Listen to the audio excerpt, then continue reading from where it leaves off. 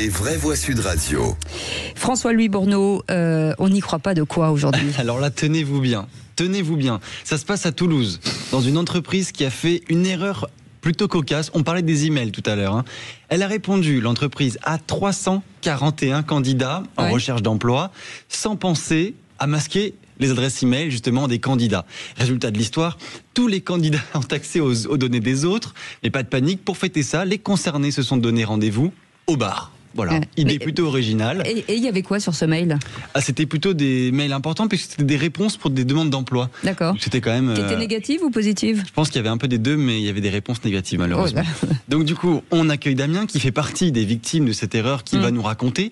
Moi, Damien, je vous pose une question. Est-ce qu'il faut sortir dans les bars pour trouver du travail finalement? On nous dit parfois qu'il faut traverser la rue. Est-ce que là, c'est dans les bars qu'on trouve du travail? Bonjour à toute l'équipe. Bonjour Damien. Bonjour. Alors, est-ce qu'il faut aller dans un bar? Je sais pas, peut-être. C'est peut-être une solution devant l'engorgement du nombre de candidatures par rapport au poste. Bon, on sait que le réseau, ça sert toujours. Après, est-ce que c'est dans les bars que ça se fait? Ça reste à prouver. Mais en tout cas, nous, on va essayer d'en faire un moment convivial. Et donc, ça veut dire que vous avez reçu tous. Qui a décidé finalement d'organiser ce... D'abord, est-ce que vous avez été pris? Non. Bon, d'accord. En fait, les 340, c'est un email de refus. Ah bon, d'accord, c'est que des refus, super.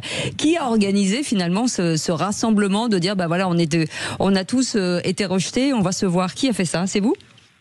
Alors c'est pas moi directement, mais en fait on a reçu le mail et puis moi petit à petit je vois dans ma boîte mail qu'il y a des réponses à cet email, ce qui est assez bizarre. Et donc on se rend compte effectivement que tout le monde est en copie du même mail avec l'accès à toutes les adresses email. Donc c'est assez cocasse. On n'en veut pas à la RH ou à l'entreprise parce que bon, l'erreur est humaine. Mais nous en fait voilà, quand on est pris dans des centaines de candidatures et qu'on reçoit un email de refus, voilà, ça a permis un peu de décharger. Il y a eu quelques blagues et il y a quelqu'un qui a proposé, mais en fait, pourquoi on ne ferait pas un apéro géant? Et donc, du coup, l'idée a été saisie au bon. On a créé un groupe WhatsApp. On n'est pas les 340 dedans, mais on est un peu plus d'une centaine. Et donc, voilà, on commence à organiser ça. C'est pas simple de rassembler tout le monde. Vous pourrez les remercier, l'entreprise. Damien, je connais bien Toulouse, un bar qui prend 100 personnes d'un coup en plus de ses clients. Vous êtes arrivé à le trouver? Ils vont être contents. Ils ont d'autres en plus, oui. Oui, ils seront. On a eu quelques propositions de bars, mais c'est encore en discussion parce qu'on ne sera pas 150. Hein. Évidemment, on n'arrivera pas à rassembler tout le monde, mais on est déjà une bonne cinquantaine. Et donc, on organise ça. L'idée, c'est de le faire le 1er octobre et on a une réunion informelle avec certains membres du groupe pour pouvoir trouver le point de chute. Bon, on a déjà la date, on n'a pas le lieu. Attention, vous êtes en direct à l'antenne. Hein. Il peut y avoir du monde. Damien, je vous annonce que vous n'êtes ce soir plus 340, mais 339. Et vous savez pourquoi? Parce que la personne qui a fait l'erreur a été remplacée. Oh non.